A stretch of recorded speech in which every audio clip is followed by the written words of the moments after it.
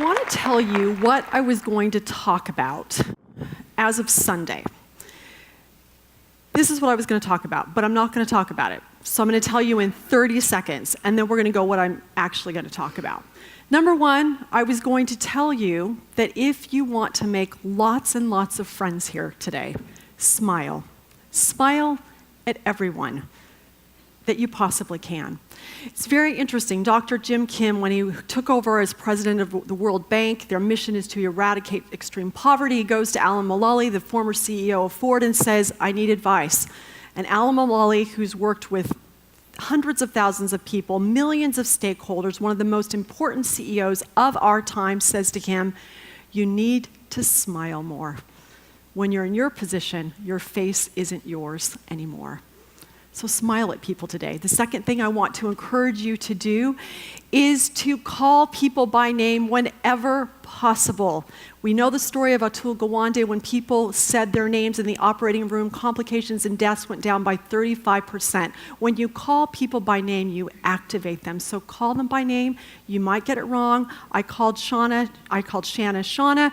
It's okay. Try your best. And the third thing is to be willing to, or give each other permission to speed friendship. There's so many people you want to meet. It's okay to talk to people for just 3 minutes and say, okay, our time's up, we need to move on, let me have your business card, I'll stay in touch with you. So give each other that permission and don't feel like the other person's being rude when you move. Okay, that's what I was going to talk about. Now I'm going to tell you what I'm really going to talk about, and it's all because of Chris Rice. Where are you? Raise your hand. Thank you, Chris. If you like what I say, thank him. If you don't like what I say, blame me. All right. Yesterday, Chris said to me, Whitney, you talk a lot about personal disruption, and that's what I want you to talk about. But I want you to talk about the emotional aspect of this.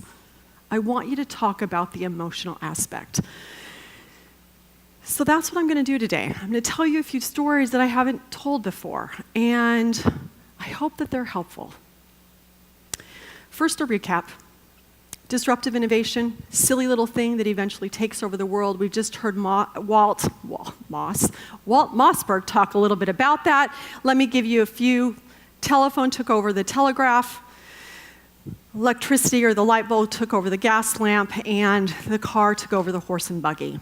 More recently, Toyota disrupted General Motors. Netflix, top 6, not top 5, according to Walt, disrupted Blockbuster, and Airbnb is disrupting hotels. Disruptive innovation follows a pattern. Disruptors secure a foothold at the low end of the market. Initially, their position is weak. Products are inferior. Think about Toyota in the 60s.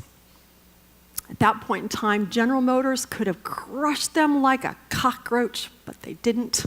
Market leaders rarely bother. It's just a silly little thing, silly little Corolla. Let's go after bigger, faster, better Cadillac. Bad news or the good, depending on your point of view, is that once a disruptor gains a foothold, it too is motivated by bigger, faster, better Lexus, and so it goes. Personal disruption. It's how you take these ideas and make them meaningful to you. You start at the bottom of the ladder, climb to the top, and then jump to the bottom of a new ladder, like the children's game, Chutes and Ladders. Lady Gaga, she's a master of personal disruption.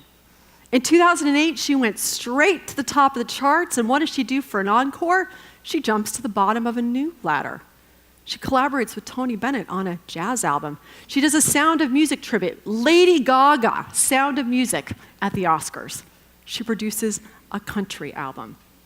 But imagine what people were saying, what they were thinking, what her manager was thinking when she decided to produce a country album. They thought she had lost her mind. And that's what happens when you disrupt yourself. People think you've lost your mind.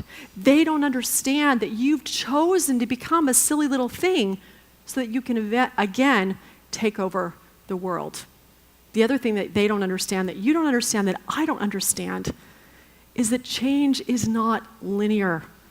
When we play this high-stakes game of change, we think that we're going to be able to flip the switch, then the light will go on, you'll do X, and Y will happen, but it doesn't work that way. You're going to work hard for days, weeks, months, and years. Little will happen, and you'll wonder, did I lose my mind? At our Disruptive Innovation Fund, we use the S-curve that was popularized by E.M. Rogers in 1962, so 50 years ago. He wrote about it in The Diffusion of Innovations to help us understand how quickly an innovation will be adopted. It also helps us understand and deal with this unpredictability. At the outset, growth is slow. Once a tipping point is reached, you enter hypergrowth. At 90% or saturation, the growth tapers off. As we were applying the S-curve for investing, I had this insight that it's not products and services and companies and countries that disrupt. Fundamental unit of disruption is the individual. The other aha I had was that the S-curve can also help us understand the psychology of disruption. When you start something new, when you start a new role, when you start a new job, when you start anything, it's an opportunity to disrupt. The S-curve tells you, initially, progress will seem non-existent, and this helps you avoid discouragement. As you put in the days and weeks and months of practice, you will accelerate into competence. And with this comes confidence. As you approach mastery, things will be easy, but because you're no longer enjoying the feel-good effects of learning, you can get bored. And so if you don't jump at this point, you've got this innovator's dilemma, because if you jump or don't jump, it's scary. If you innovate or don't innovate, it's scary. But if you don't jump, your plateau becomes a precipice.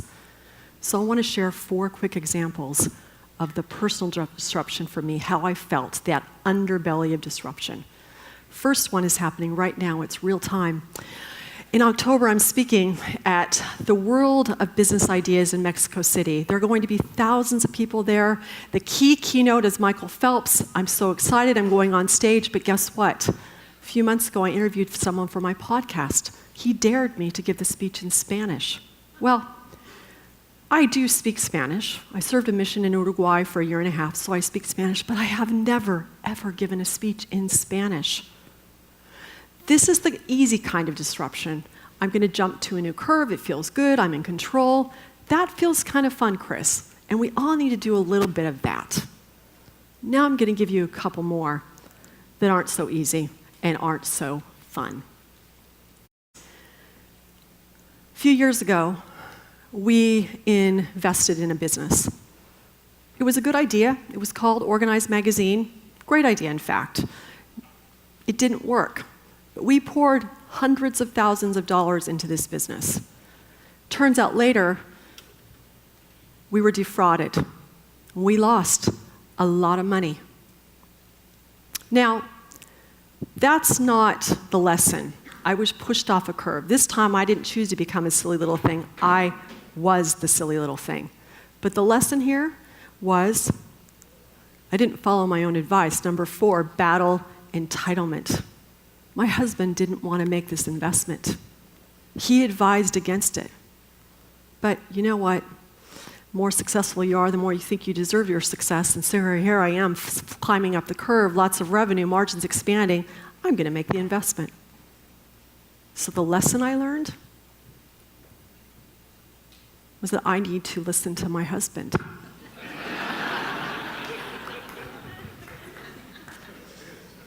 And the lesson he learned, and were he here, he would agree, that he needs to speak up. He needs to say, not a good idea. No, really not a good idea. As you're going along in life, sometimes you're going to get pushed. You're going to become a silly little thing, but it's still an opportunity to grow. Third example. When I was working on Wall Street as an equity analyst, I was in investment banking. I was at the top of the curve. I was feeling very comfortable. There was a takeover at the bank, as often happens on Wall Street. My boss gets fired, and I'm moved into equity research. Actually, I'm shoved into equity research, and if anybody knows about Wall Street, that is like going from flying a fighter jet to a C-130. My ego took a huge hit. But guess what? Going into equity research was a career maker for me. I was much better as an equity analyst than I ever was as a banker. And you know what else happened? When I first started, I had a colleague say to me, "You're a shrinking violet. you don't have an opinion. You don't know how to voice your opinion. You don't know how to say, this is what I think and here's why. And equity research taught me that. Now I know how to say, this is what I think. This is what I think is going to happen. And I stand by what I said. Now, a quick note on being fired, because I've been fired too. When you get fired, it's easy to say, but it was politics. It was politics, but politics just means that you're playing where other people are playing, and they're bigger than you are, and it's really hard to walk through the door of your market opportunity when there is a bouncer standing at the door. So I want you to consider this. By the way, 10 to 15% of people lose their jobs every year, so a lot of you are going to lose a job at some point in your life. So consider this. If you've been fired, maybe it was time for you to jump to a new S-curve, and you knew it, but you wouldn't do it. So the universe, it gave you a nudge. Fourth story. Never shared this one before, so we'll see how it goes. When I was in college, I met this young man, very nice young boy. He was a boy, I was a girl. I liked him, and I decided I wanted to marry him. My mom didn't like him. She had no good reason not to like him, except that my parents had divorced. I was the oldest. I was the emotional parent, and I think she instinctively knew that if I married him, I would go away just a little bit. So here I was at the top of the curve, my way of life, my way of doing things, and I'm getting ready to jump to the bottom of the new curve to marry this young boy. Do you know what I did? I fought it. I sabotaged it. Our courtship was miserable. Our first 2 years of marriage were miserable for my husband.